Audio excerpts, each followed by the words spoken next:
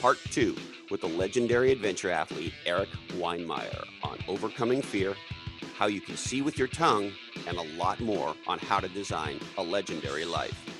All right. Hey ho, let's go. Here it is, part 2 with the legendary Erik Weihenmayer.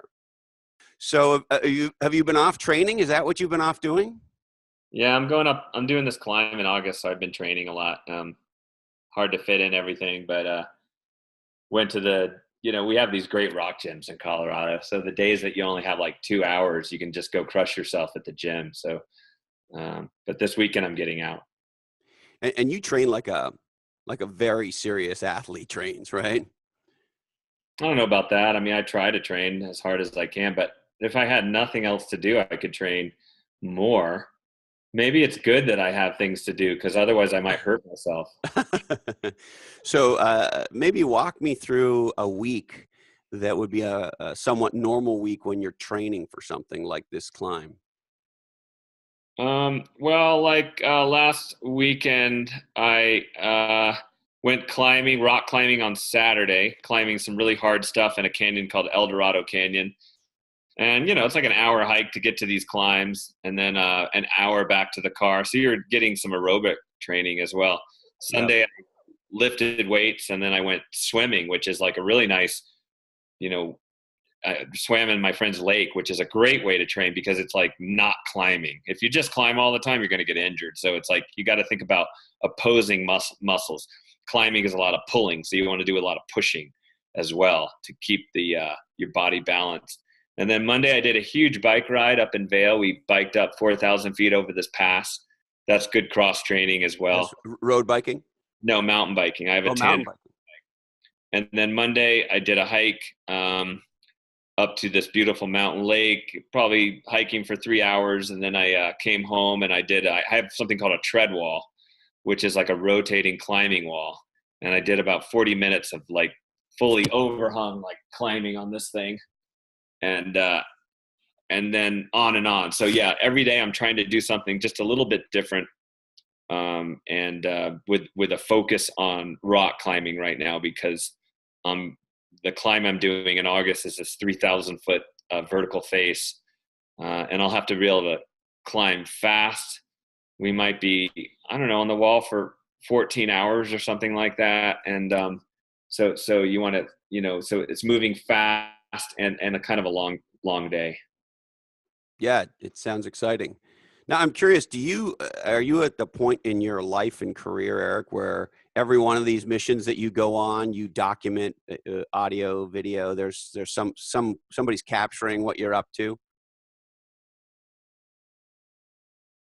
Yeah, I struggle with that because like in the day and age we live in, it's like, yeah, you got to Facebook and you got to make videos. And I do speak for a living, so it's cool to document things. But every time you document things, you're taking a little slice of the experience away. So it's a balancing act. My team's always telling me, like, look, go get a professional photographer to climb with you guys and take photos. And it's like, well, is this an adventure or is this a photo shoot? So we struggle with that. And sometimes we go, okay, we're just going to give in and do the photo shoot and have the adventure and take the compromise. And sometimes I say, forget it. I'm going climbing and I'm not going to worry about the photos. It's I'm not doing this to show the world.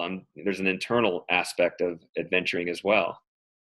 Wow, I love that about you, and I understand that struggle. I fought with myself for over a year about whether I should do a podcast, and the problem that I had was I hate that we live in a country where I have no choice, but I have to know who Kim Kardashian is, right? Yeah. And so that self-promotion sort of and all that, look at me for no good damn reason sort of drives me crazy. So I understand what you're saying. Yeah. It's a struggle, but I mean, you figure out how to work it out. And I agree. Yeah. I mean, if you're a slave to all that stuff, then I think the equation is off. Yeah. A little bit of that because we're promoting a good message and it really helps no barriers when I make a pledge to climb a rock face or whatever it is. And then a lot of people follow it and root you on, and then you can pull more people into your cause, into your movement, to your message. So some of it is really, really positive, but it just has to, kind of fit well together. Yeah, I've met guys who compete on the World Surf Tour, right? And those guys are all sponsored, of course, and everything they do is photographed and Instagrammed and Snapchatted and et cetera, et cetera. And they say the same thing, which is fuck it. We sometimes we gotta go the fuck away somewhere where nobody knows where we are, and just go free surf and have a great time. And hey, if one of us catches a photo of another one of us and we all agree that it's cool to post it or have it published somewhere, then fine. But we got to go away and just surf as bros, so to speak, and have a good old fashioned time like we used to. Yeah.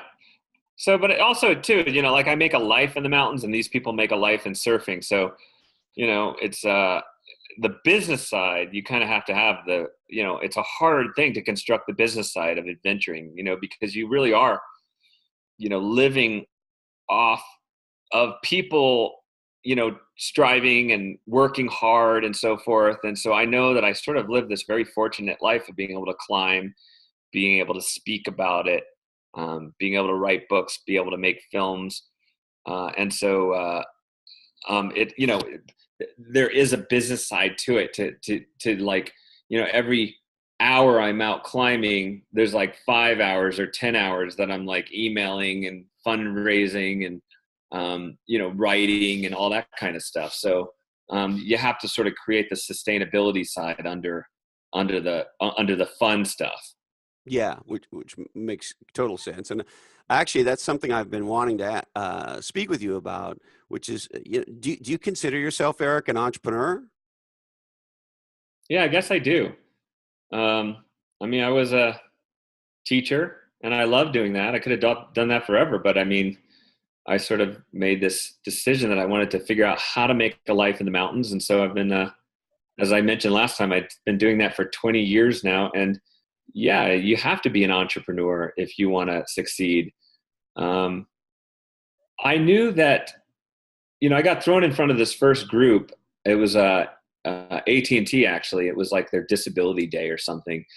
I remember there was a fire drill that went off. A fire alarm went off right in the middle of my talk, and everyone had to be cleared out of the building. So I was like, okay, that's what's called a momentum killer. But I really liked it. I locked myself in my room for the weekend, and I thought, okay, I think I'm a writing teacher. So how do I translate that verbally? So I thought about how to tell stories, how to like take your idea, your experiences and translate them into universal things that other people experience and struggle with. And I kind of enjoyed it. It was really cool to be able to sort of figure out how to tell those stories in a way that people connect to, and they're, in terms of like they're right down to like their heart, and and then, trying to figure out, okay, how do you build this message? How do you connect with the right people? How do you promote the messages through film, through books, through speaking, through social media? And how do you make a living for your family while you're doing this thing you love? So yeah, I think that all fits into the entrepreneurial category. Yeah, I couldn't agree more. I was uh, I was glad to hear you say that, because I didn't want to have to argue with you if you didn't feel that, because it sure looks like it to me. Um, and so I guess if you could you sort of unpack Erik Industries, the things that you do to make money and to raise money? Yeah. Uh, I have some sponsorships, Mountain Hardware, Scarpa, they're climbing shoe companies and climbing gear, and Yep, know both of them. Lecky Trekking Poles has been really good to me. So they support me with endorsements. And I've had some bigger support from like mainstream companies like Nature Valley granola bars sponsored our Grand Canyon expedition. That's cool.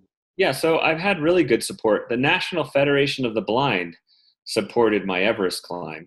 I mean, With that was cash, they like threw some money at you. yeah, with cash. And that's a really Wow. cool organization. It's like 50 something thousand blind people who advocate for things like education, for Braille literacy, for technology, for employment. I think it's over 70 something percent of blind people, working age blind people, are unemployed. So when they, hold on, I just want to make sure. 70% of working age blind people are unemployed? yes. So Ah, if you think about the Great Depression, I mean, that's a higher, right now in 2017, that's a higher unemployment rate than the mainstream had in the Great Depression. So I would have thought, Eric, with technology today, and you can talk to a computer and it can go do a whole bunch of stuff and so forth. And clearly, you've proven that you can do anything sighted people can do, and then some, because I can't do what you do. And so, I guess my point in that is, with where the opportunities are for people today, why would it still be so high? well, I think it's a matter of path of least resistance sometimes. And I think it's a waste of talent, but sometimes communities, societies, even like America, like a good community, it's easier to kind of just like allow people to sit on the sidelines and collect a check than it is to sort of make them into productive members of society.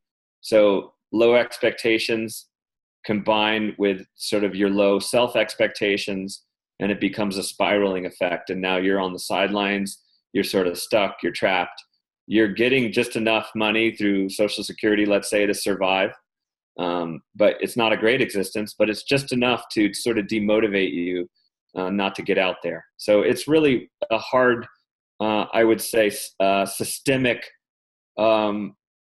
problem. And so the folks like the National Federation of the Blind advocate for blind people going out there and learning skills and learning math and engineering and software and all, trying to make the world as accessible as possible, and not just making the person, not changing the path for the person, not just changing the path for the person, but changing the person for the path. So sort of helping blind people to be so skilled that they can go out and they can sort of solve problems and break through barriers in the world. And then blindness becomes more of a nuisance than this shattering barrier. But the NFBs are really good, and they sponsored our Everest climb for $250,000. Wow. Mark Maurer put it, the president of the NFB. He said, "I just want you to know, Eric, no pressure, but this is blind people who are, for the most part, unemployed, going out and doing car washes and bake sales to get you to the summit of Everest. So do not squander this opportunity." And I was like, whew, all right. That is so freaking amazing. Yeah. That's amazing.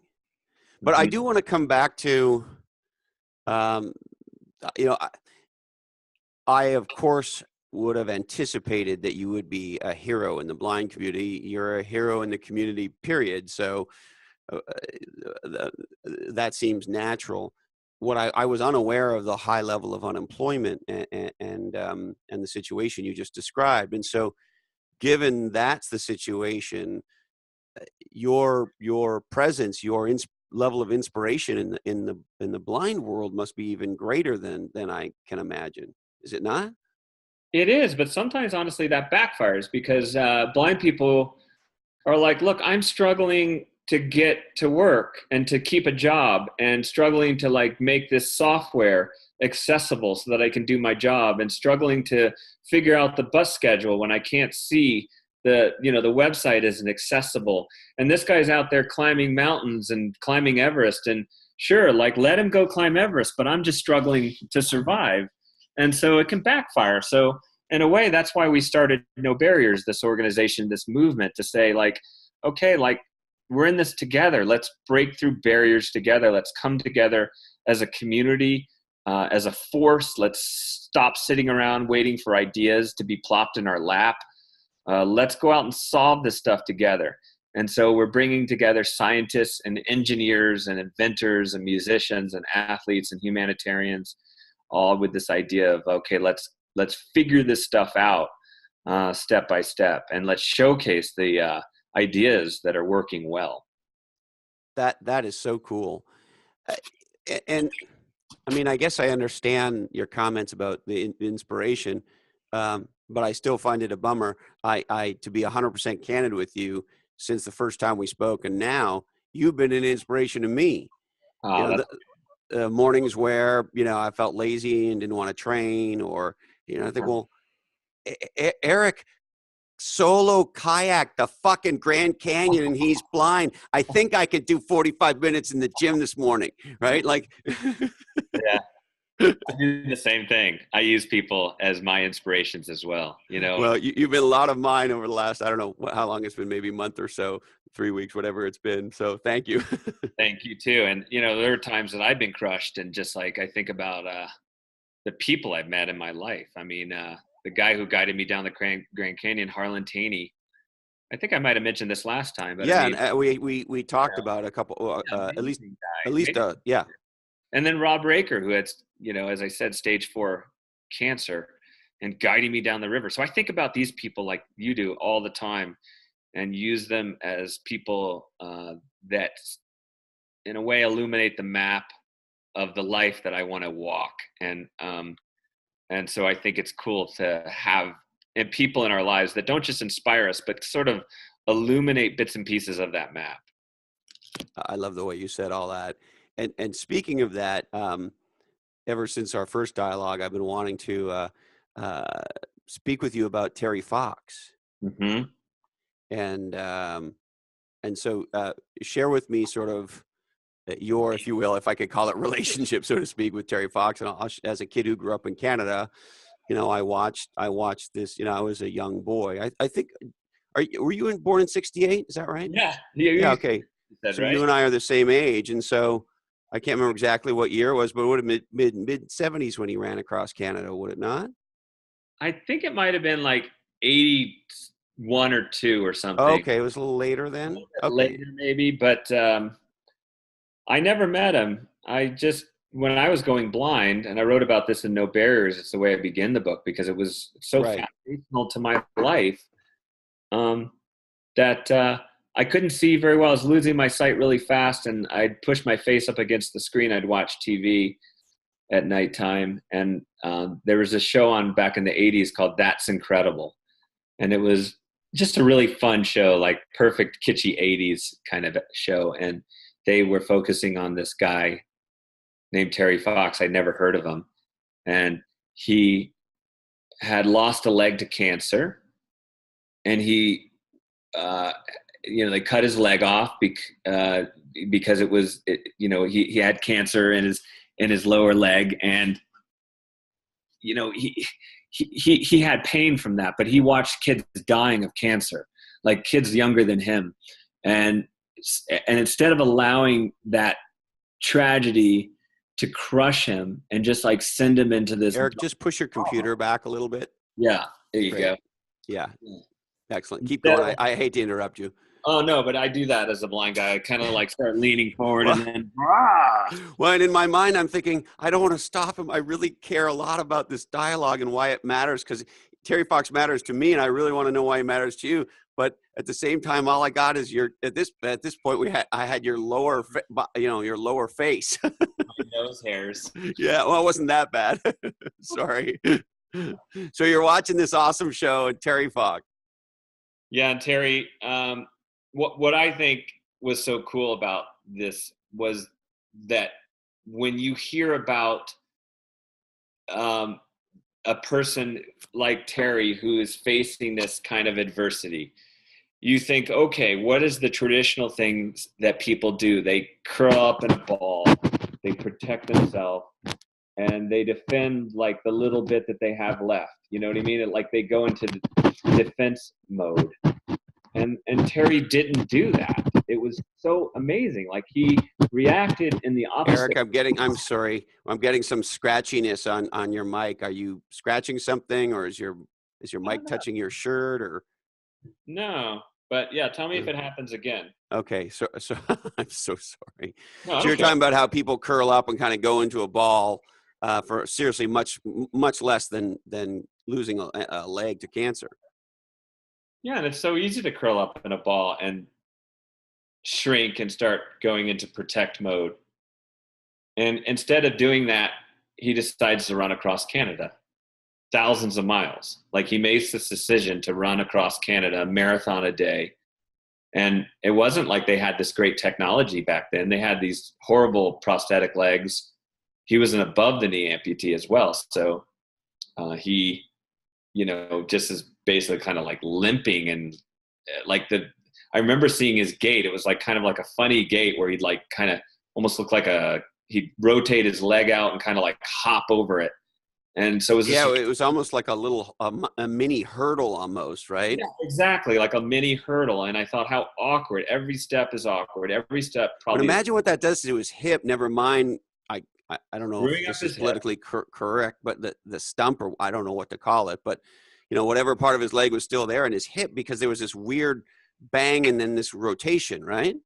Yep. And blisters on that stump. I think stump is perfectly acceptable. Okay, good. And I don't want to piss anybody off inadvertently. and then he runs thousands of miles. And that one decision that he makes, and the decisions to get up every day and keep running, totally galvanize Canada. And like, I think at this day, I think that run, that marathon of hope, raised $1 per Canadian citizen. And I wouldn't be surprised. I mean, now it's raised $1 billion, almost $1 billion. Terry Fox's name has raised almost $1 billion of cancer research. And wow. And so that's, who he lived more than he died. And he did die halfway through his run. He stopped maybe more than halfway. He made it maybe 2/3. I forget. I think he got to the prairies. I don't remember exactly, but I'm pretty sure he got out of Ontario and into the prairies. Didn't matter though, because he lived boldly. He made bold decisions. To this day, we're talking about Terry Fox, his legacy. I don't even know if anybody could count the number of streets in Canada that are named after him, Eric. I went to Vancouver. I touched the Terry Fox statue. Yeah, there's statues of him all over. And I'll never forget as a kid in Canada growing up that summer. I mean, there was an update on him every night on the news, photos of him. I mean, it was the experience I had, and I can't imagine anybody living in Canada not having this experience. Maybe if you're under a rock, but the experience was like you were on the marathon of hope with them. And Terry sort of was the foundation to this thing that I've been wrestling with and writing about for 20 years now. And that is this idea of alchemy, that shitty things happen to you. And yeah, people take those shitty things and they sort of create trauma around it, or reasons or excuses why life is bad and why they can't move forward. And those things wind up crushing them. But the thing didn't crush them. The trauma around that thing wound up overwhelming them. And Terry didn't allow that to happen. He dealt with the physical piece, and he changed something. He shifted something in his mind, and he turned that crappy thing into gold. And he raised almost $1 billion for cancer research. And, he's still a beloved figure. He'll never be forgotten in Canada. Died, yeah. And it's like, how we'll all die. So like, don't we all wish that we could have that kind of impact and that kind of legacy like Terry? And so I was thinking about that at 14 when I was going blind, watching it on TV, thinking like, what is that thing inside somebody like Terry? Like, that light, that feeds on adversity, that like kind of like uses it as a kind of fuel. And like, I want that kind of light. Like, I want to tap into that thing, and I hope it exists in me. Like, and I wonder, like, if you could tap into that thing like Terry, you can kind of turn into that storm of life and emerge on the other side stronger. And so Terry was just the foundation to everything I try to live. Eric, did you just say turn into that storm of life? Yeah. What does turn into the storm mean to you in this context? Well, what I think is life is a storm. It's so unpredictable. It's so crazy. Like, crazy things can happen. you know, it's like kayaking down a river, right? You're going through the storm of the rapid, and crazy stuff can happen. But that's where you want to be. You want to be out there in the current. You want to be out there in that storm. Otherwise, you're on the side. You're in a little prison, sitting there, just living in darkness, and you know, listening to life go by. And then you're old, and then you look back, and your life's past. And so, living in the storm, even though it's scary and it, you know, it throws you in all sorts of chaotic directions, I think the dichotomy is that people want to be in that storm. That's where the action is. That's where the excitement is. That's where discovery is. That's where insight is. And so I guess you have a choice to get into the storm or to step out. It's so interesting. We're talking about this. Last time we talked a little bit about this thing that seems to have happened in our culture where we've confused happiness or even maybe aliveness with comfort. And I'm reminded, I had this crazy conversation. I was in Whistler in January at an event, and late one night after consuming many libations, a few of us got into a conversation about this. And one of the guys in the conversation said that we live in zoos of our own creation. We live in this box that's like a zoo, and then we get into another box and we go to the mall, and that's like a big zoo, or we go to an office building, and he went on and on and on. And it's like, that isn't it ironic that the human being has created all this stuff, but it has the freedom of a zoo animal? Yeah. And look, I'm not like an extremist where I'm knocking comfort. I mean, I like to go out to dinner and have a nice meal and drink a glass of wine. And I like to sit on my couch and eat ice cream and watch a movie or watch TV with my kids. I watch South Park. I watch Family Guy. You know, I'm not at all. I like all that stuff, but obviously, like anything, that stuff can overwhelm you, and it can, yeah, put you into those zoos. And then you find yourself, if you find yourself trapped in those zoos, then I think we're living incorrectly. Like somebody the other day told me, like, oh, I went out and I tried this thing. It was like something that in the outdoors, and she goes, and I got really overwhelmed and I got scared and I never did it again.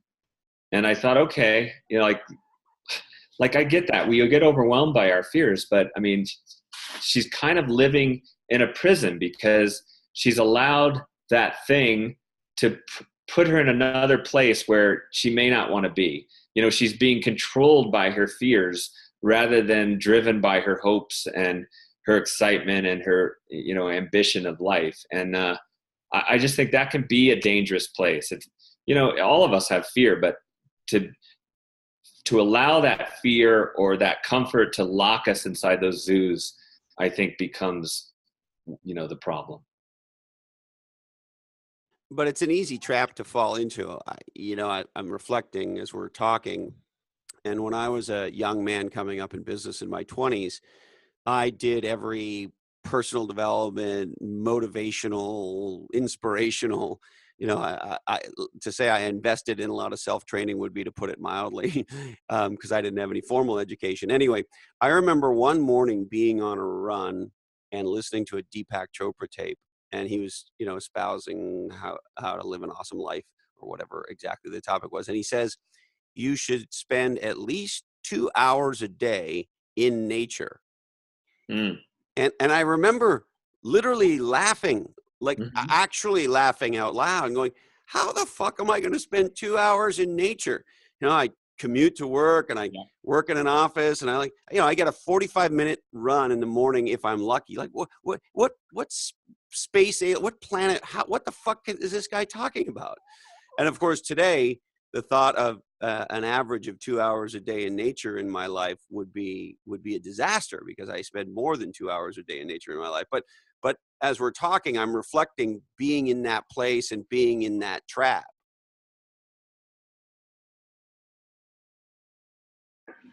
Uh-oh. Yeah. There you are. Yeah. Yeah. There you are. So anyway, I guess on one hand, I totally relate to how it happens, because it's sort of like, it's death by one drop at a time, Yeah. and then one day you wake up and there's a hole in your forehead. Yeah.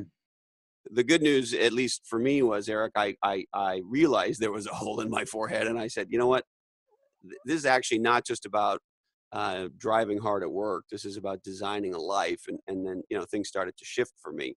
But I could see how you could actually go through the vast majority, if not all of your life, in that prison or in that zoo. Yeah, and I get really sad when I see people living in those zoos or those prisons.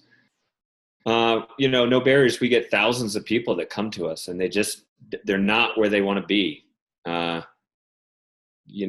They've gone out and they've just gotten beat down a little bit, and life has sort of betrayed them, and they feel like, and they want to get out of those prisons, and they don't know exactly how to get out. I'm not like saying though that like going out and working a 9-to-5 job, I think that's admirable.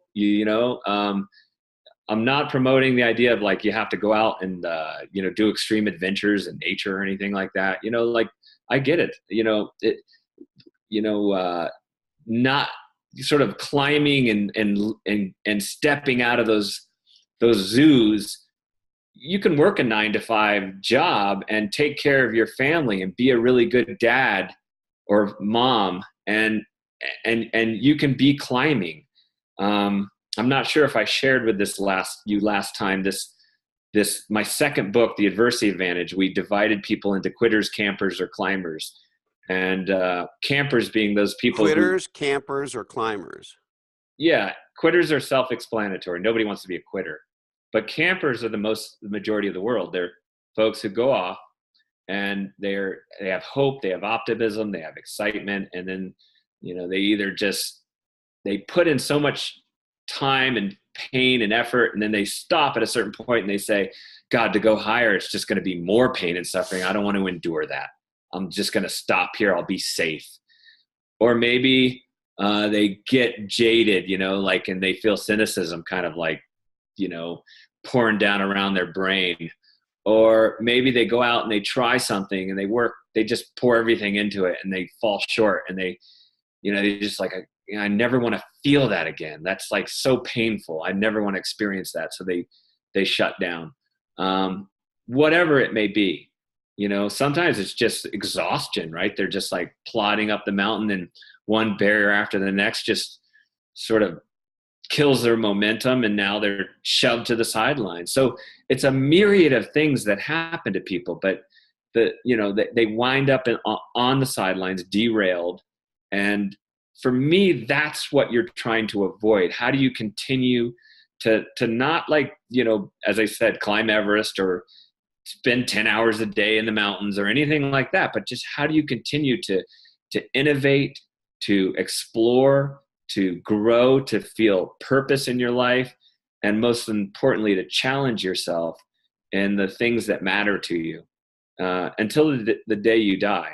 And we call that climbing, and it's more of a figurative idea of climbing. So whatever that may be, and it's so deeply personal for everyone. There are no specific rules, I'm not trying to put in people in any kind of box, it's just what is that piece of your life? What are those pieces of your life where you're challenging yourself and you feel, that you're filled with purpose? I think that's what we're all striving for. And it takes every shape and form imaginable. Well, and my big hope on this topic is that more people spend time thinking about this. What is the real source of that aliveness in their life, and that they get a lot more of it, because I think it's easy to get lulled to sleep. But then, when you go skiing or when you go surfing, or even if you just are, my friend Bix Bixen, mentor and friend Bix Bixen, says that the definition of listening is when someone else has the experience of being heard. And so sometimes aliveness can come from just actually fucking authentically being with somebody that matters with you in a conversation, even if it's a fun, silly conversation. It doesn't have to be a conversation about something heavy, but like, or even at the grocery store, you know, I'll notice, like, I try to get off my phones and do all that stuff. And at the grocery store, look the clerk in the eye and say, hello, how are you? You know, thank you. Have an interaction with them. And like, if you look somebody in the eye and have a simple interaction with them like that, you know, that's a source of aliveness. Yeah. I love that. So I wanted to ask you, you said that, I want to get the exact quote because I want to get it right. You said that you see with your brain. Mm-hmm. What does that mean, Erik? You see with your brain? Well, it's something based when I about 2005 I met this Dr.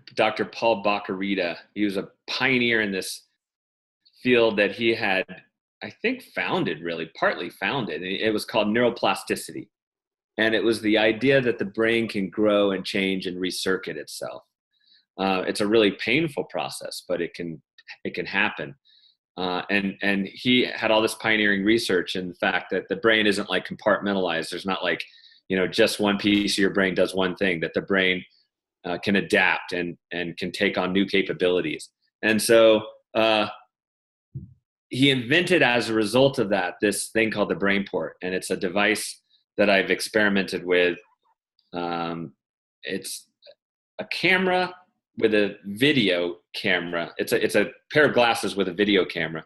And that digital image translates through a microprocessor that is sitting here, and it translates down to a tactile plate, like this electrodes. And there are like 400 and something electrodes, and they're vibrating. So basically the vibrating pixels on my tongue are being translated from the light and dark image that the camera is seeing. So essentially I'm seeing what the camera is seeing, I'm feeling on my tongue.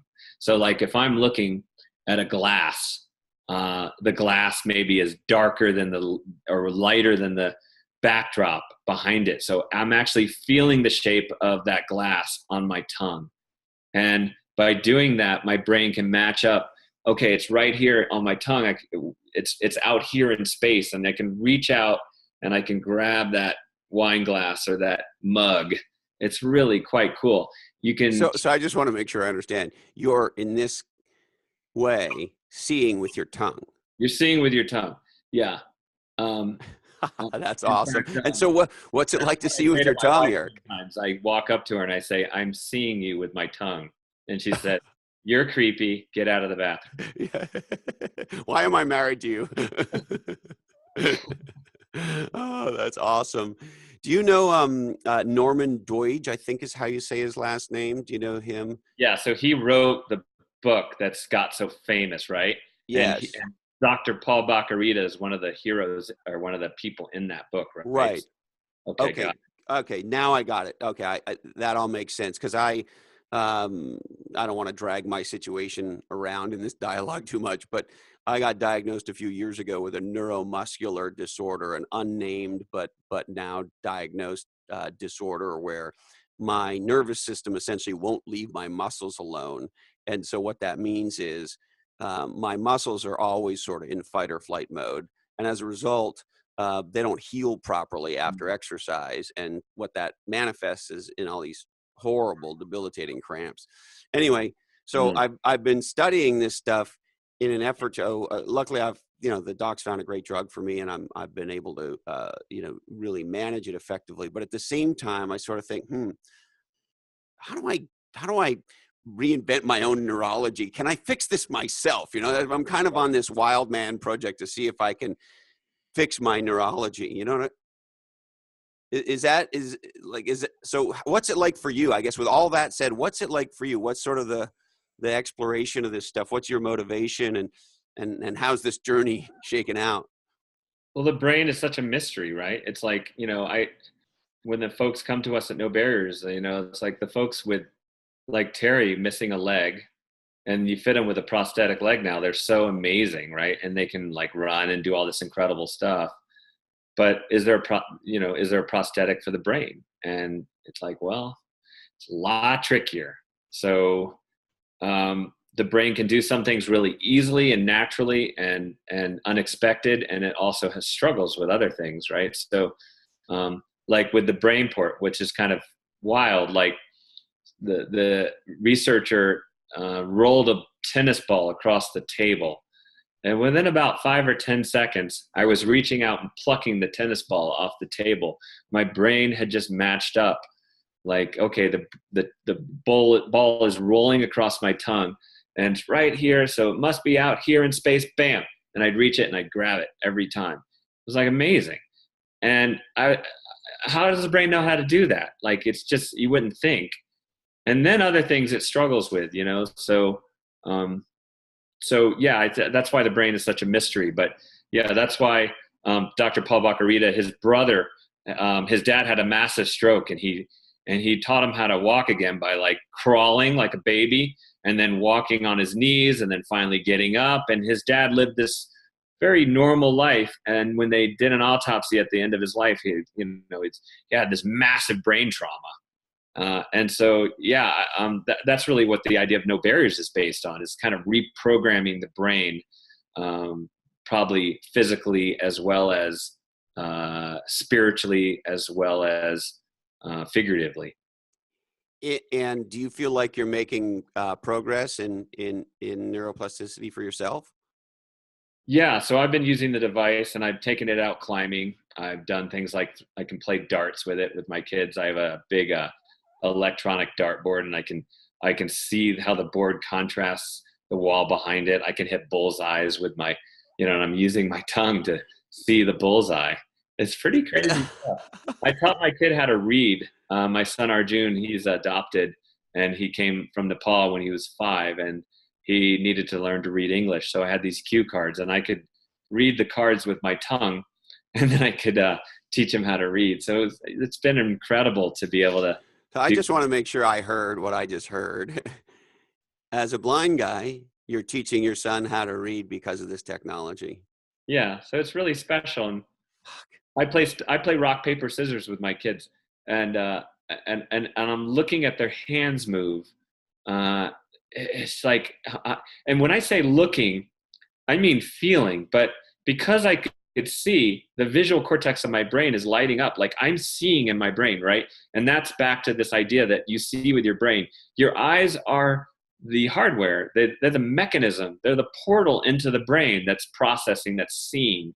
So Dr. Paul Baccarita thought, if you can bypass the eyes, they don't work anymore, and you figure out another portal into the brain, then the brain will see again. So it's 100% true. Like when I'm using the brain port to look at my son's face as he tells a joke, and his smile like lifts up and his lips curl up, and I can see his teeth, and I could swear I'm like seeing his eyes twinkle. In my brain, I'm seeing him. It's really, really cool.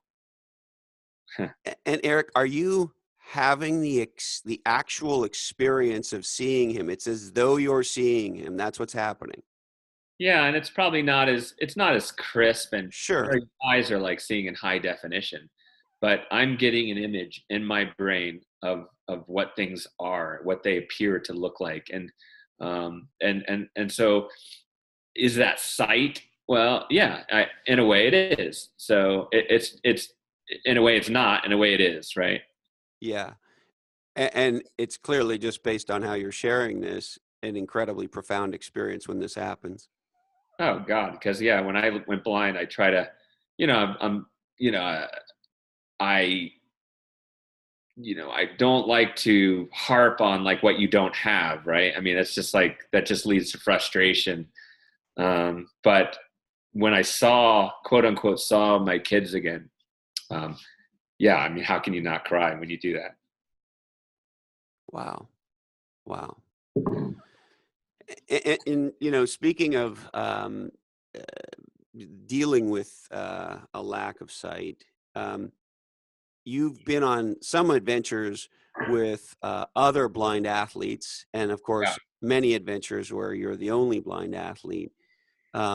Could you share with me, Erik, a little bit about what's the experience like when there's another or maybe several athletes that are not sighted? Yeah, it's really fun.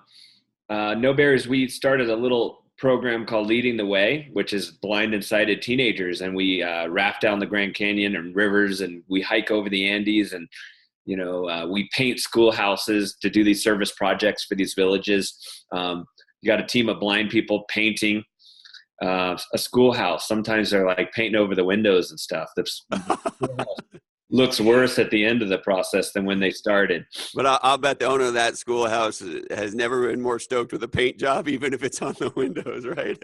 Yeah. And then like a story that comes out of and I wrote about this because it was so fun and such a wild Ripley's Believe It or Not experience. But I was climbing a big rock face in Austria in the Dolomites. And I literally was like picking this route on the basis of temperature and sun exposure. And I get up about 1,000 feet. And my friend says, Eric, you are not going to believe this. And I go, what? He goes, there's another blind guy on this ledge. And it turned out there's this guy named Andy Holzer. He's he's an Austrian guy who's blind. And he was like, he was making this big film project, look at the blind man climbing this massive face in the Dolomites. And another blind guy pops into his film. He thought I was sabotaging his movie at first. I've been sent here by your enemies as the other blind guy.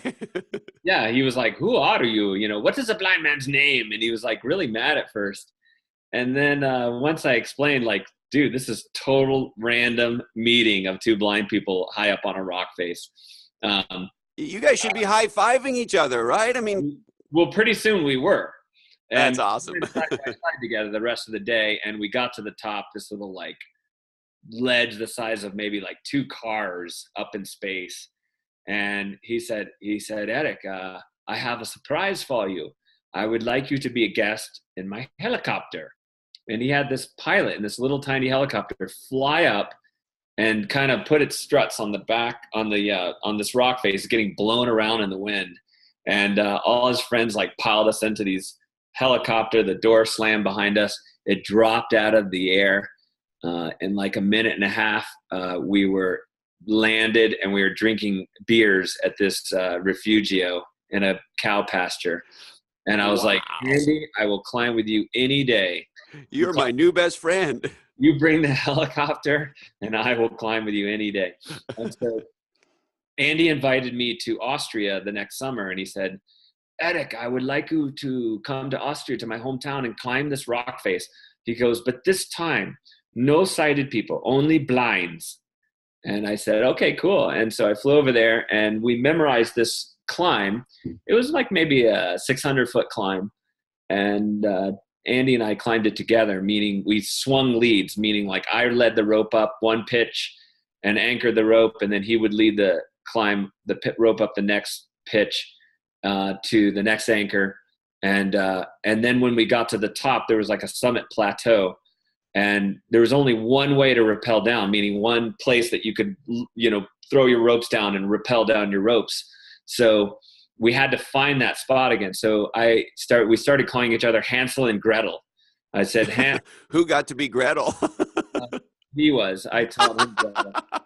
And the rope, we trailed a rope behind us that was like our little breadcrumbs across the plateau. And we trailed that rope, and then we came to a big crevasse. There was a big gap between these two rock faces, and there was a boulder shoved into that, just fallen naturally, wedged in. So it was a little rock bridge that you had to find. And so we found that little rock bridge, and we crawled across, and we got to this summit anchor, this cross that in Europe, these crazy guys I guess they helicopter them up there, but they're big iron crosses that are all cabled down, and that signifies the true summit. And we got to that cross, we touched it. Andy, by orientating himself to that cross, he pointed down to where his house was, and he's like, "That's where my wife is, and that's where my house is, right there." And we were making jokes. I was like, "Yeah, I see it," and I see your wife. There you are. Hey, Gretel. We had a blast. So yeah, we were two blinds, and we did this adventure together, and we stay in touch. Is that legal, Eric? Yeah. It's legal in Austria only. And by And the way, you guys are still in touch. Andy summited Everest 2 weeks ago. So there are He, two he blind people now that have summited Everest. No kidding. Your buddy who you just were telling me about. Yeah, he after that climb, he was a massage therapist and he loved doing that. But somehow meeting me and experiencing this thing together, he said, like, I want to do what you do. So he started climbing the 7 summits and going around doing all these amazing climbs. And he found a bunch of sponsors in Germany. And he tried Everest 3 times, and last week he summited. So good for Andy. That is so incredible. Congratulations to both of you. What an inspiring story for so many reasons. Yeah. But he was I related to Andy, not just because he was blind, but like when he was a kid, his parents were really afraid. Like, this guy was like, I'll take Andy climbing. And his parents didn't want him to go climbing or skiing or trying these things because they were scared, they were like, they didn't want their boy to get hurt, and so I just thought about little Andy, like hiking out to climb his first mountain when he was a little boy and what that's led to in his life. It's really cool. Yeah. And now he gets to stand on top of the world and come back down safely. Yeah. Although, don't tell Andy this, but he went up the north side, the easy side of Everest. Neener, nonner. I didn't know there was an easy side, but okay. Some people would debate me on that, I think.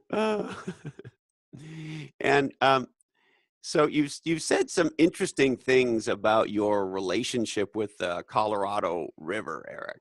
Yeah. And specifically what it sounds like to you, and therefore how that sound creates meaning and relationship with the river. And if I'm describing this wrong, then please tell me. But I seem to remember a real powerful sense of the river you have because of the way it sounds to you. Could you sort of unpack some of that for me? Yeah. Well, I mean, I wouldn't climb Everest, or any of these mountains around the world, or kayak the Grand Canyon just to like prove that blind people can do this or that. I think that's shallow. I mean, that can become shallow. I've always tried to not be reactionary. When I was, just to digress a tiny bit, when I was a young climber, there was this pretty hard route and I wanted to lead it, meaning like to go up and lead the rope and put the gear in and clip in. It's a little riskier to be the guy leading up the crack or the climb.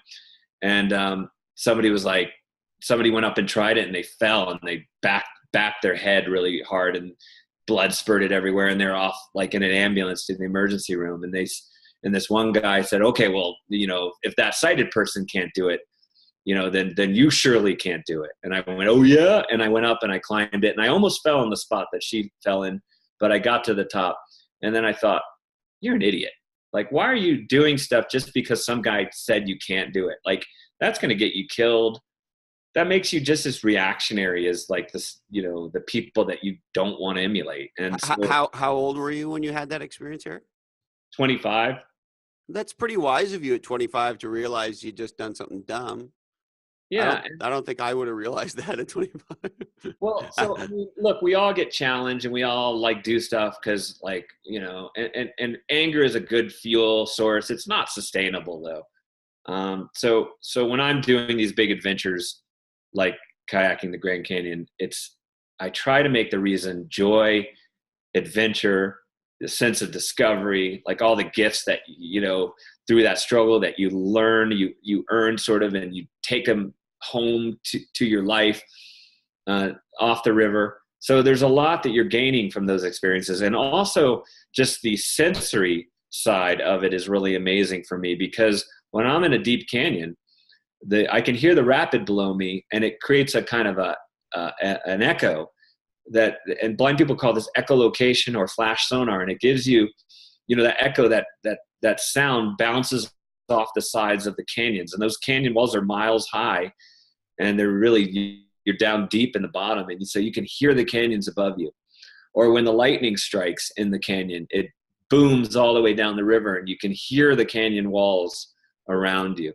It's really quite amazing. It's really dramatic. So sound can really be beautiful. And also, just the landscape or the waterscape of a rapid can be incredible too, because as a blind person, I would have never discovered what a river does unless I had put myself in the middle of it. Like, you have all these crazy features in a river. Like, you have holes, which are like big washing machines, and you have eddies, which are on the sides of the river, and they run backwards upstream. It's crazy. And then you have boils, which are like these big sort of pillows that kind of shoot up like fountains. We get them in the ocean too, Eric, and they always freak me out because I assume there's a creature blowing this bubble. Exactly. It's like a sea monster blowing a bubble underneath. That's how I feel. Like, I don't know, maybe it's time to get the fuck in right now. I know. And it's a really wild situation. It's all being created by what's happening deep below the river surface.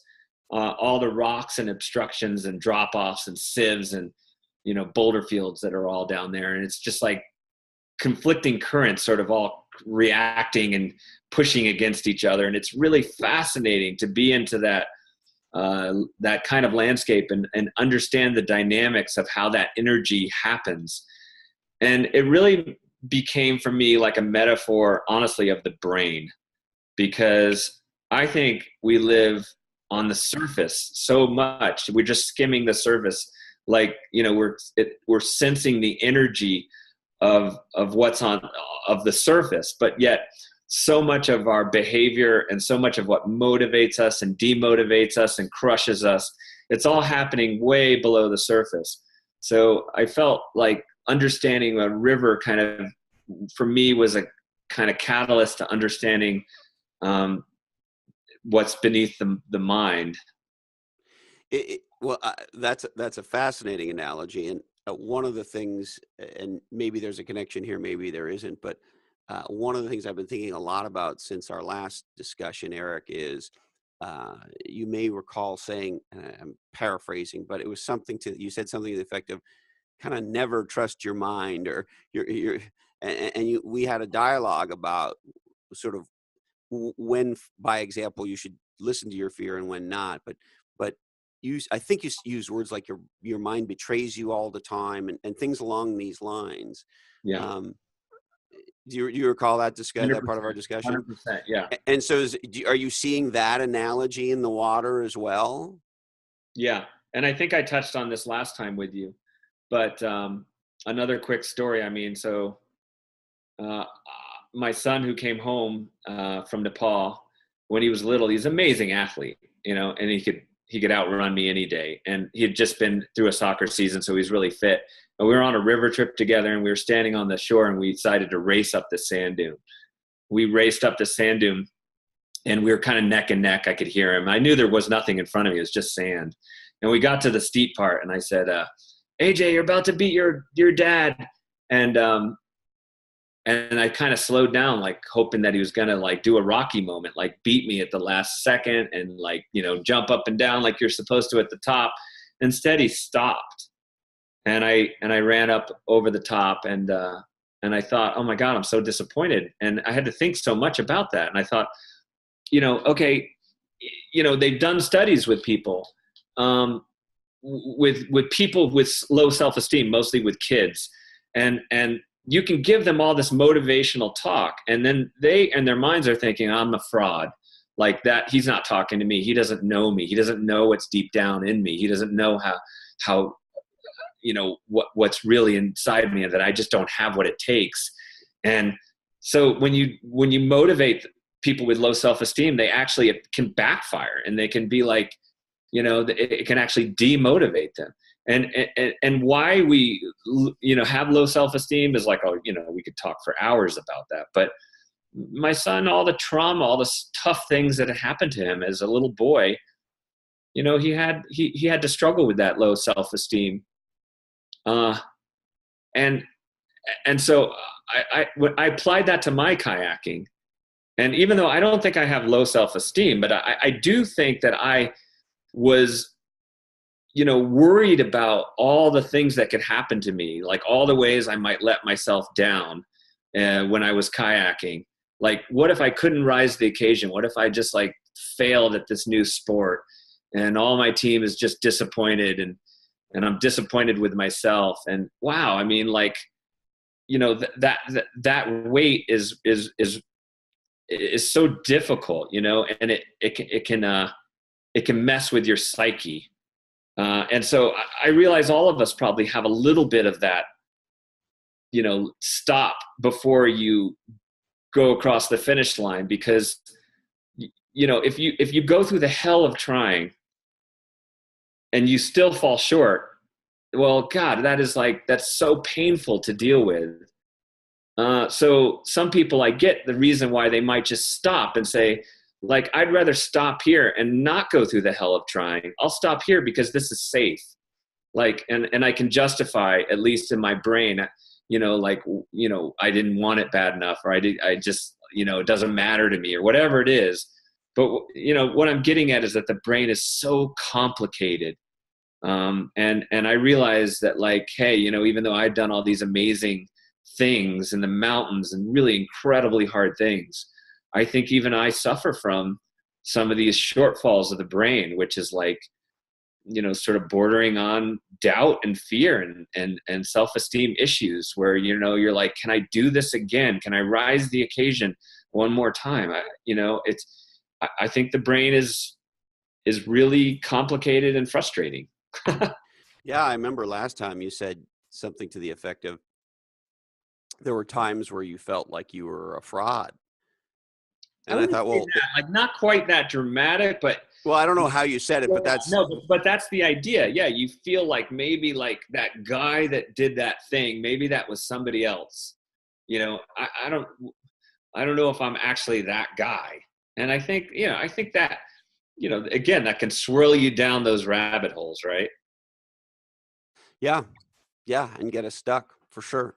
And somehow you masterfully get out of it over and over and over again. Yeah, and part of that's having great friends. I mean, I don't know how talented I am, but I know I've been really fortunate to be able to attract amazing people. People, you know, my friend Hans Florine, he's climbed El Capitan 100 times. He's climbed it twice with me. And he's That like, sounds crazy 100 times. he's amazing. He climbs it in a day. He climbs it in like 3 hours. Wow. And friends that I've climbed with and friends that I've kayaked with. I mean, like, yeah. So, you know, if we can surround ourselves with great people, then they pull us out of those holes. If we surround ourselves with the wrong people, then they drag us down more. So I think it's definitely one of our no barriers elements, which is how to build that team around you and create teams that lift you up and make you feel like you want to be better as a result of that team, rather than dragging you down further. Yeah. But my son Arjun, by the way, has just made incredible leaps and bounds. He's playing soccer. He made the A team in his soccer team.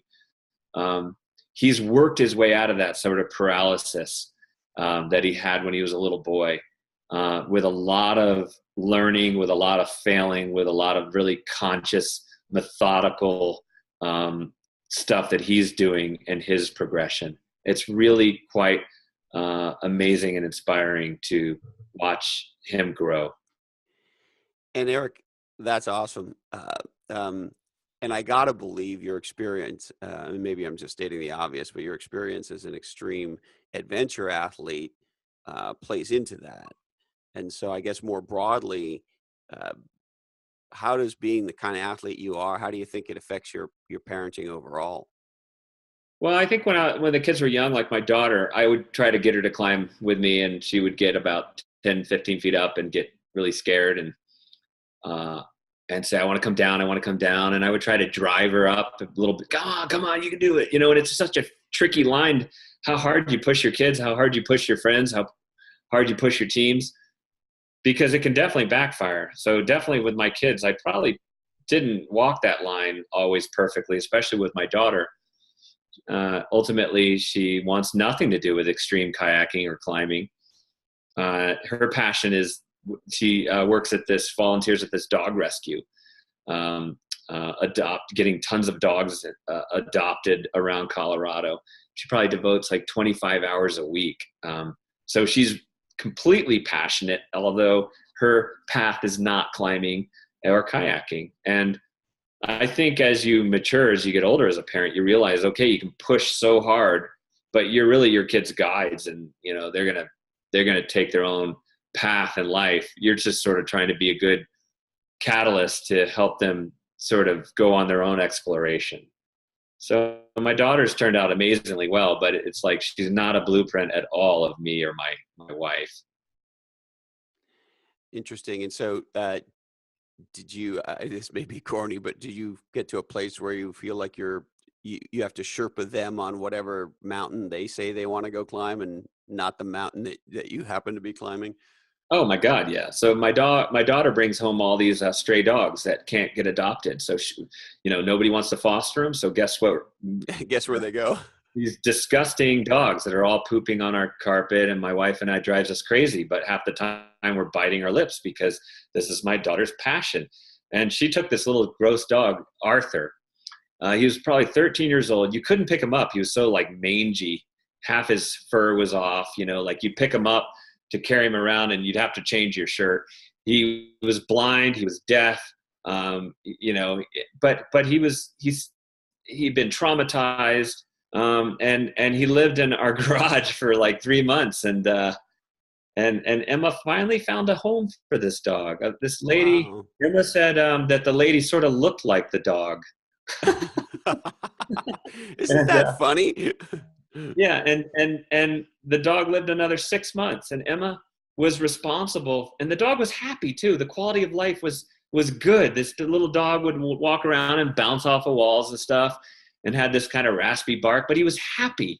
And I thought, Emma, you did something amazing that's like taps into so much of the purpose of life. And you gave this little creature that most people would have just shot or something, this amazing quality of life for 6 months, so it could die with dignity. And so 100%, yeah, you're sherpaing your kids along in ways that you would have never expected. Yeah, that's very cool. And not to chase this zebra hole, so to speak, but it is amazing if you spend any time at all around animals. We somehow have this context that we're the only creatures on the planet that have the kinds of feelings and uh, thoughts and behaviors that we have. And um, maybe it's not all animals, but I mean, it's amazing to me how intuitive dogs and cats are. And, ever since we've had chickens, I mean, if you get me going, I'll be like the guy who comes home with hey, let me show you all the videos of my movie from my vacation to Hawaii as I talk about my chickens. But it's incredible. They have the full spectrum of emotions. And so, And they're um, way resilient too, by the way. I think they're more resilient than human beings because we're too smart, we're complicated. Emma had this one dog that got pounded in the head. That got these breeders sometimes, if the dog doesn't turn out perfect, they'll club him in the head and throw him in a garbage can. And this dog happened to live through it.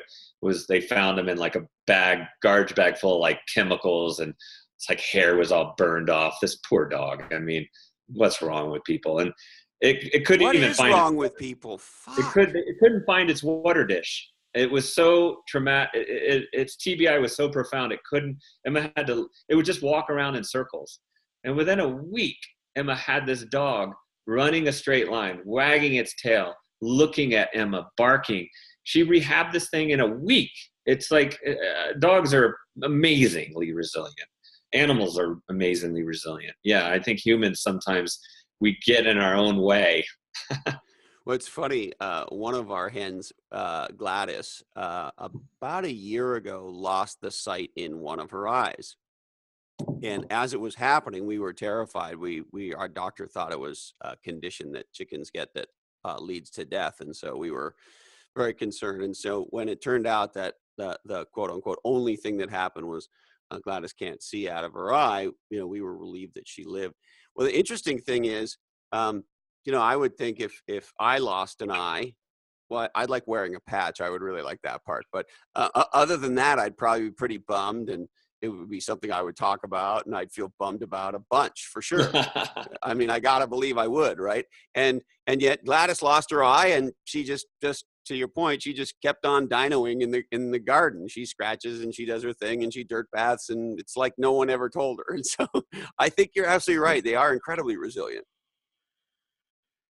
Yeah, for sure. So yeah, that's my kids, and they're both doing really well. And How old are they and now, Eric? Remind me.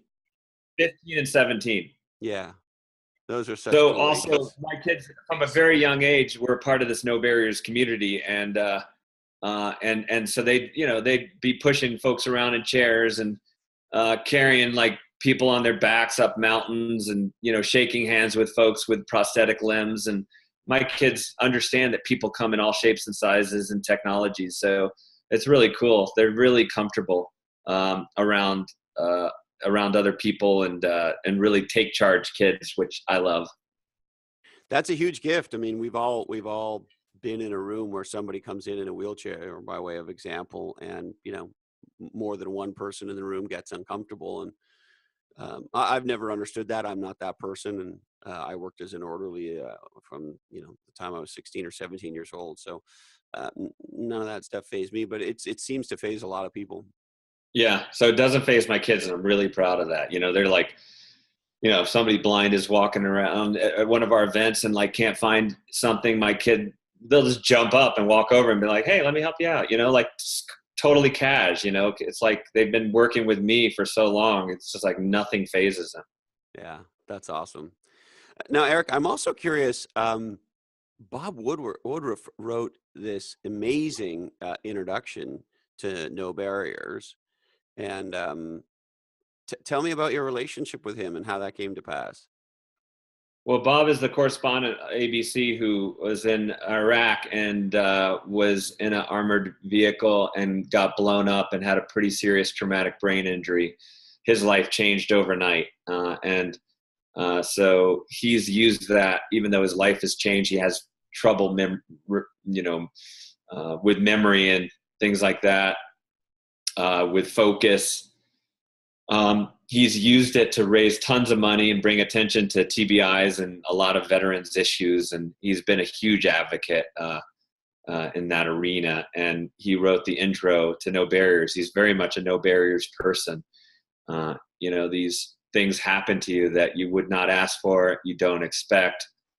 But they're pivotal moments, and he knows that. Those pivotal moments, it's like, well, they either, as we just talked about, crush you, they stop you. You use it for all the, excuses and reasons to be jaded and pissed off, or, you kind of use it as a catalyst to move forward in ways that you would have never gone to in any other way. And Bob is a perfect example of that. We've brought him to No Barriers events. He's been incredibly gracious, and he offered to write the intro, the forward to No Barriers. So it, couldn't have been a better choice. It's so very, very cool.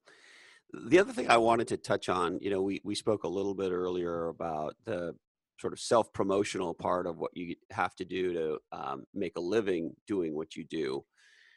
My spider senses tell me that, and I know you already have I don't know if the word is fame. Would you call it fame? Like a little, I don't know what it is, kind of like half Notoriety. celebrityhood, Yeah. half celebrityhood.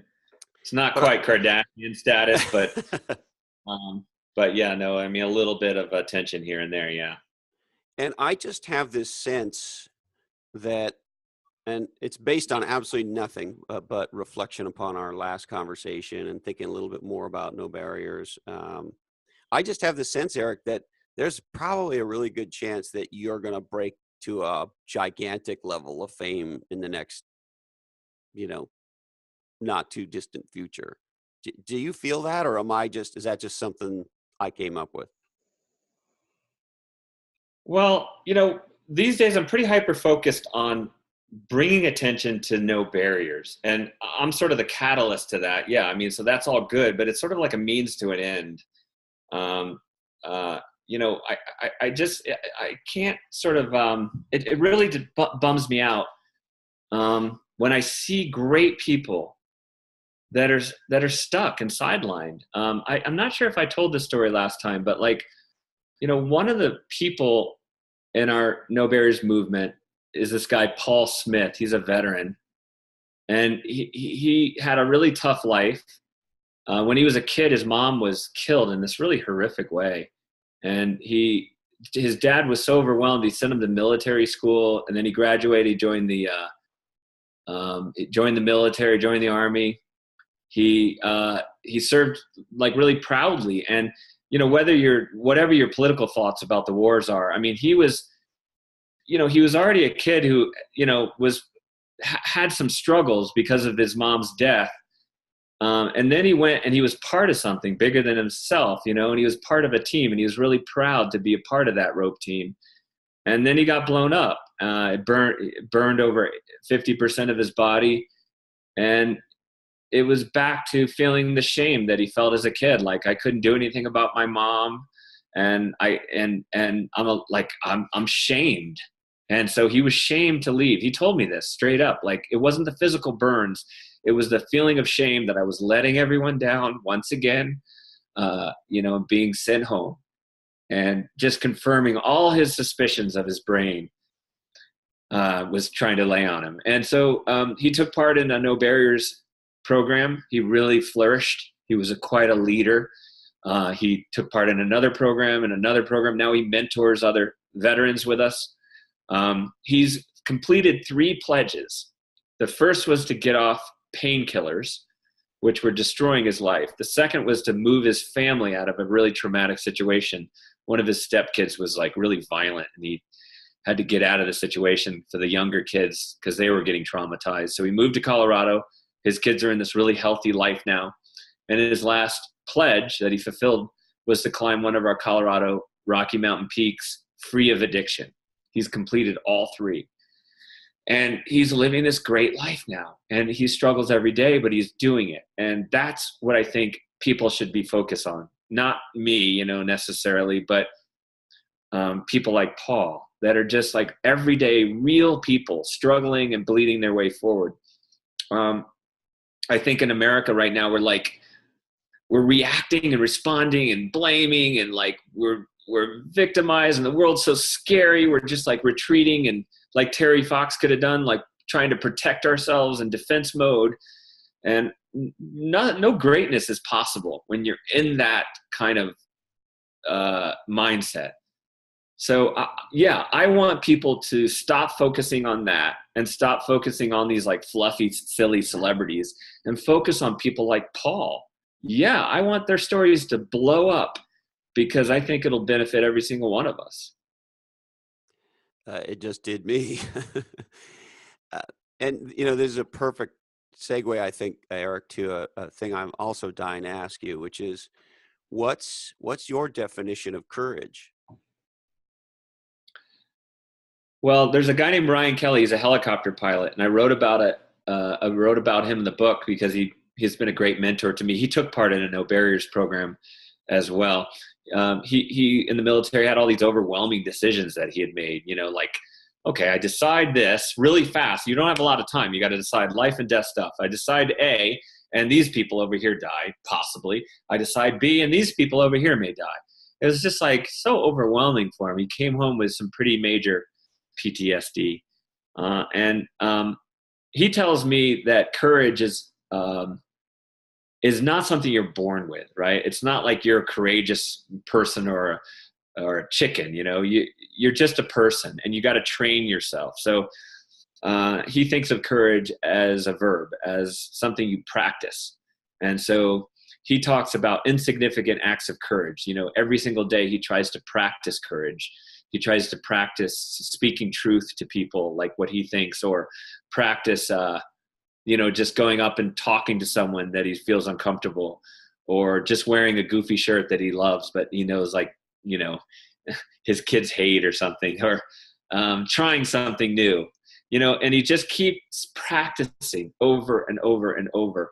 And he says that, then at that moment when real courage is required, then you're ready. You're kind of poised for that. And I 100% model myself after that. I try to practice little pieces of courage every day.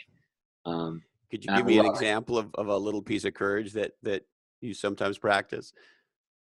The other day I practiced horseshoes. I was a little intimidated not being able to see. It was 4th of July and everybody was playing horseshoes. And I could have easily just sat there. I'll just listen. And my wife was like, "What, you want to try?" And I'm like, "Yeah, I do. I kind of do." But I'm sort of scared, like, what if I'm like an idiot and I swing the horseshoe and I kill somebody, And so aim at that uncle or aunt you don't really like if you can. yeah, You'll have a great excuse. But my wife taught me how to throw, and I wasn't hitting ringers quite yet, but I was getting better and better. And God, I'm so glad. I'm so glad that I tried that. Just that little thing. I never learned, even though I've climbed mountains, I never learned to grill, just to barbecue, right? And I just thought like, oh God, I'll just let somebody with sight do it. And a couple weeks ago, my friend taught me how to barbecue. I cooked burgers for my family, and I didn't burn my fingers off. And carrying that tray of burgers in for my family, I was like really proud. So I bet they tasted like the greatest burgers ever. Yeah, they're great. So yeah, insignificant acts of courage. And they add up. Yep. Well, that's great. Erik, is there anything else before we take this boat out of this river? No, man, I love talking to you. Yeah, it's fun. It's just like, I wish I had a beer sitting right here instead. Too bad it's water, but it's time.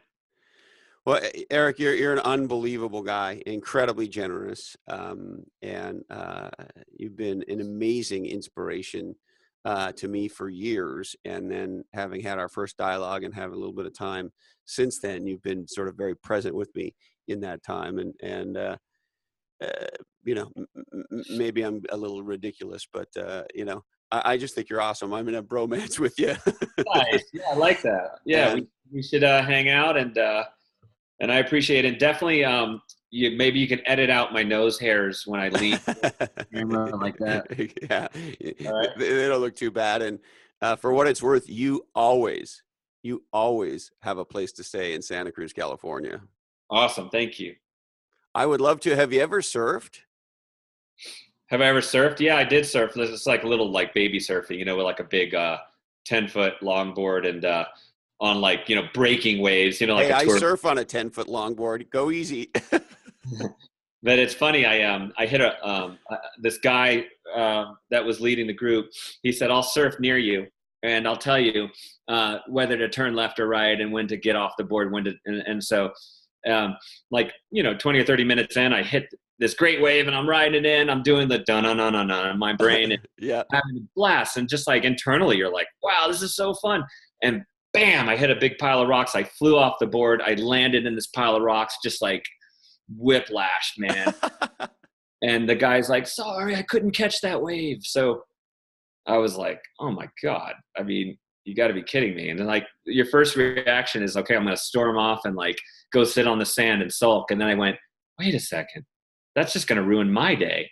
Like I'm going to be wildly sore tomorrow, but I'm not going to feel it for like 6 or 8 hours. So might as well just go back and have some fun. So I went back.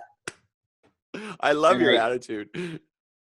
I went back, and this guy, he'd stuck with me, and he was yelling left and right and stop. And I didn't hit another pile of rocks, and it was all because I just like trusted, the fact that like, okay, like he made a mistake, but that doesn't mean he's like a bad guy or like screw up. You know what I mean? He's just like, he made a mistake, and you got to sort of let go and just say, okay, like I hit a pile of rocks. Now I got to get back and trust life again. And yeah, so we had a total blast surfing, and I've gone back and surfed a few more times since then, but by no means am I any expert. Well, I would love to get you out on the waves of Santa Cruz and get you up and surfing. I love it. Yeah. And regardless of whether you want to surf or not, you always have a place to stay here, my friend. I can't thank you for your generosity and your incredible inspiration. And you're so fucking candid. Like you don't act like you're some superhero. Like you could put on this show. You could be a character And you're the exact opposite of that. Yeah. Well, I just feel like, if you're going to try to help people and be helpful, then the world doesn't need more bullshit. You know what I mean? The world doesn't need more motivational posters. Anything is possible. Like, just all this stuff that's just like candy. We don't need more candy. What we need is more authenticity, and the only way I know how to provide that is just by thinking about this process, this journey that we're on, and being completely brutally honest about what you feel inside as you try to do big things. And I think in a way that's good for people, because they realize, okay, I'm pretty fucked up, but I can still do amazing stuff as well. Like, despite all the flaws, all the challenges, all the barriers that are in front of me and inside me. I love it, Erik. You're unbelievable. I can't thank you enough, brother. You're welcome back anytime you want. Legends and Losers is your podcast now. All right, cool, man. You want to come back with any of your buddies, with your family, with your dog, whatever you want to do. All right, cool. Thank you so much. All right, see you, buddy. Thanks. Thanks, Erik. Be legendary, my friend. Whew. Wow. Thank you again, Erik. Thank you for tuning in. I sure hope you loved that as much as I did. I got to pinch myself that I get to have these dialogues with these incredible people. Speaking of incredible people, I want to thank you again, all of us at Legends and Losers. We love your reviews, your sharing the show, and the fact that every day the things that you do make it truer and truer that we are, quote unquote, the podcast Silicon Valley needs. And to quote Hal Elrod, one of the greatest podcasts of all time. Holy shit. Every time I say it, I can't believe he said that. Anyway, thank you for making that dream come true, because doing Legends and Losers for you is a dream come true for us. And if you like this episode, you will probably love episode 12 with U.S. Olympic judo athlete, none other than the legendary Colton Brown. By any means necessary, episode 12, Colton Brown. I will be on tour with NetSuite this summer on the NetSuite Next Ready Business Tour, San Diego, August 24th, Toronto, September 20. Jeez Louise. San Diego, the August 24th, Toronto, September 19th, New York on September 20th, Denver, September 26th, and the beautiful Miami, November the 9th. Come out, hang out, get your book signed, and maybe even have a cocktail. I don't know. Please subscribe on legendsandlosers.com. We got an awesome website. We'd love to see you there. And of course, on iTunes, Stitcher, and YouTube, as well as many other podcast platforms. This podcast is not free. It costs a few seconds to give us a legendary review. Don't forget, those reviews drive podcast. Find us on facebook.com/groups/legends and losers. We're going to be doing a bunch more live shows on our Facebook group. So check us out. Twitter @Legends Losers, and you can always email. We love to get your emails, blackhole@legendsandlosers.com. We would like to thank Equity Directory, connecting startups to the talent and resources they need to build a legendary business. HarperCollins, Intergalactic Classic. Play bigger. How pirates, dreamers, and innovators create and dominate markets. OneLifeFullyLive.org, the nonprofit helping you dream, plan, and live your best life. Come out and see us in Sacramento this fall. Check it out at OneLifeFullyLive.org. DeVry University, making a difference in the world since 1931. Thanks, DeVry. Flourishing Leadership Institute, facilitating positive change at leadtoflourish.com. That's lead, the number 2, to flourish.com. Island Angel Care on Maui, professional nannies certified in CPR and first aid, caring for your sweet little angels on Maui at islandangelcare.com. Habitat for Humanity, building new futures. Kiva.org, loans to entrepreneurs that make a gigantic difference all around the world. The smash hit podcast, Millionaire Mindcast, from our friend Maddie A. The incredible new book by Eddie Yoon. Read it. Super Consumers. And Eddie is on Legends and Losers soon. Check out Eddie on Legends and Losers. And our dear friends at Rapid Media, legendary marketing, media, and communications in Australia at rapidmedia.com/AU. We'd like to remind you that today's information is solely for informational purposes. This oddcast is the sole property of the Legends and Losers Oddcast Network, and we'd ask you to please share the shit out of it. Warning, this episode of Legends and Losers is produced clearly in a studio that contains nuts. The producers of this episode may have been consuming libations. Objects in car mirrors are likely behind you. Teach entrepreneurship. Keep your eyes on the road and your hands upon the wheel. When this podcast is done, please be kind and hit rewind. Go outside and have a legendary adventure. Listen to Chris Cornell. Rest in peace, Jack O'Neill. God bless Adam West. Tell 2 people you love about 2 podcasts you love. And go ahead and pee in your wetsuit. It'll be all right. And hey, Colin, this oddcast really ties the room together, doesn't it?